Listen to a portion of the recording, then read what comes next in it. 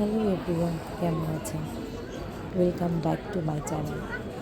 এটা হলো beautiful blue mountain. এটা অস্ট্রেলিয়ার সিডনিতে কাতুনবাতে অবস্থিত। আমরা কিছুদিন আগেই ঘুরে এলাম, তো ভাবলাম টুকটাক ভিডিও করি। সকালবেলা আমরা প্রায় 11টা-12টার দিকে আমাদের জার্নি শুরু করি। যাওয়ার পথে সুন্দর শরতের গাছের পাতার রং বদলগুলো দেখতে ভালোই লাগছিল। যাওয়ার রাস্তাটা খুবই সুন্দর। আমরা সাইডের ভিউ দেখছিলাম আর এনজয় করছিলাম। এরপর আমরা অনলাইনে আগে থেকে টিকিট কেটে রেখেছিলাম। তো অনলাইনে টিকিট কাটলে এখানে একটা স্ক্যানার আছে, জাস্ট স্ক্যান করে সিরিয়ালি দাঁড়াতে হবে। ওরা ওখানে একজন থাকে, সে আপনার টিকিটটা চেক করবে। জাস্ট কিছু একটা লিফলেটে এই ওয়েতে যাওয়া যায়, ম্যাপটা ওরা বলে দেয়। একটা হাতে ব্যান্ড টাইপের স্টিকার আর মতো ব্যান্ড, ওটা হাতে পরিয়ে দেয়। আর মেবি 3 বছরের নিচের বাচ্চারা ফ্রি। যাওয়ার পরে আমরা এন্ট্রি দিয়ে ঢুকে রাইডে ওঠার আগে ওদের ওয়াশরুমে গিয়েছিলাম। আর তারপর এই যে রাইড, এখানে 3টা রাইড আছে, একটা ট্রেন রাইড, একটা কেবল ওয়ে আর একটা স্কাই ওয়ে। তো আমরা সবাই এখানে ট্রেনে ওঠার জন্য ওয়েট করছিলাম। ট্রেনটা এটা কেউ একটা গ্রুপ এসেছে, এখন যাবে। এখানেও অনেক সিরিয়াল দিতে হয়, যদিও এটা মোটামুটি ভিড় ছিল, বাট অতটা না, কারণ এটা যেহেতু স্কুল হলিডে না, জাস্ট নর্মাল উইকেন্ড। সেই কারণে স্কুল হলিডে বা যে কোনো সামারের হলিডের সময় এটা সম্ভবত আরও অনেক বেশি ভিড় থাকে।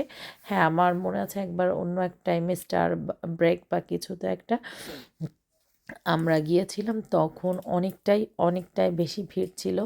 ইভেন রাইডে আমরা যে আগে থেকে টিকিট কেটে যায়নি বলে ওখানে গিয়েও আমরা টিকিট পাই নাই। ওখানে যদি অ্যাভেলেবেল টিকিট থাকে ওখানে গিয়েও হয়তো পাওয়া যায়, সেটা ডিপেন্ড করে। বা টিকিট অ্যাভেলেবেল না থাকলে তো টিকিট পাওয়া যায় না। সেজন্য অনলাইনে আগে থেকে কেটে রাখাটাই সেফ। এই যে পূর্ণ স্পেশালি অনেক বেশি এনজয় করেছে। ও এই রাইডে একটুকু ভয় পায় নাই, কিন্তু এটা যখন উপর থেকে নিচে নামছিল পরে একটু স্ক্যার হয়ে গিয়েছিলো। স্পেশালি ও স্ক্যার হয়েছে। সবাই এক্সাইটমেন্টে স্ট্রিম করছিল, কেউ আনন্দে বা কেউ ভয়ে। এইটার ভিতরতে এটা একটা ডিপ, অনেক ডার্কের ভিতর থেকে নিচে যায় উপর থেকে, তো এটার জন্য ও ভয় পাচ্ছিল। এরপর ট্রেন থেকে নামার পর আমরা হাঁটছিলাম। আরও একটা রাইডেও যাওয়া যায়, আবার পাহাড়ের ভিতর দিয়ে হেঁটে যাওয়ার জন্য রাস্তা আছে, সেখানে অনেকটা দূর পর্যন্ত হাঁটা যায়। আমরা হাঁটছিলাম, আর এইগুলো অনেক আগের কোল মাইন হতো, তখনকার গাড়ি বা কিভাবে হতো, তারপর কিছু ইনফরমেশন এগুলা ছিল। সুন্দর করে হাঁটার জন্য একটা পাহাড়ের ভিতর থেকে সুন্দর করে ক্রিয়েট করে রেখেছে। এবং এই গাছ, রেইন ফরেস্ট, পাহাড়ের ভিতর দিয়ে হাঁটা। আমাদের যদিও সাথে বাচ্চা কাচ্চা ছিল, ওদের দেখতে হবে ওরা দৌড়াদৌড়ি করছে, এটা করব নাকি সুন্দর করে চুপচাপ করে ফিল করে হাঁটবো আর এনজয় করব, সেটা যেহেতু হয় নাই, আচ্ছা সমস্যা নেই। বাচ্চারা অনেকটাই হ্যাপি ছিল, ওরাও এনজয় করেছিল। হাঁটতে হাঁটতে ওরা তো এক পর্যায়ে ক্লান্ত হয়ে গেল। পরে যে যখন আমরা খাওয়া দাওয়া করলাম, ওরা তো অনেকটা হাংরিই ছিল। এটা একদিক থেকে ভালো যে ওদের হাঁটাহাঁটির পরে ওরা ঠিকঠাক মতো খাওয়া দাওয়া করে, তখন আর খাওয়া দাওয়া নিয়ে ঝামেলা করে না। এটা হচ্ছে কেবল ওয়ে। এটা হচ্ছে নিচ থেকে উপরে আসা। ট্রেন দিয়েও উপর থেকে নিচেও যাওয়া যায়, আবার নিচ থেকে উপরেও আসা যায়। পার রাইডে 2বার করেই ওঠা যায়। আমরা হচ্ছে ট্রেন দিয়ে নিচে নেমেছিলাম, এরপর এই কেবল ওয়েটা দিয়ে উপরে এসেছিলাম। এখান থেকেও বিউটিফুল 3 সিস্টার দেখা যাচ্ছে, যেটা ব্লু মাউন্টেনের অন্যতম একটা আকর্ষণ। Beautiful 3 sister. এই কেবল ওয়েটা দিয়ে এসে আমরা আবার আরেকটা জায়গায় হাঁটাহাঁটি করেছিলাম, ওখানেও কিছু ফটো তুলেছিলাম।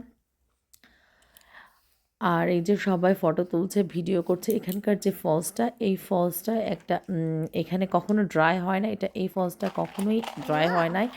আর এখন আমরা স্কাই ওয়ে দিয়ে একটা মাউন্টেন থেকে আরেকটা মাউন্টেনে যাচ্ছি।